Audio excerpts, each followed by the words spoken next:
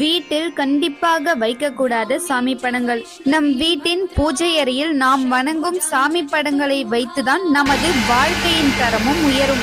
எனவே பூஜை அறையில் எந்த உருவங்களை வைக்க வேண்டும், எந்த உருவங்களை வைக்க கூடாது என சில சாஸ்திரங்கள் உண்டு. அதை முறைப்படி பின்பற்றினால் எப்போதும் நன்மையே நடக்கும். முதலில் சனீஸ்வர பகவானின் படங்கள் மற்றும் உருவச் சிலைகளுக்கு வீட்டில் வைத்து பூஜை செய்தல் கூடாது.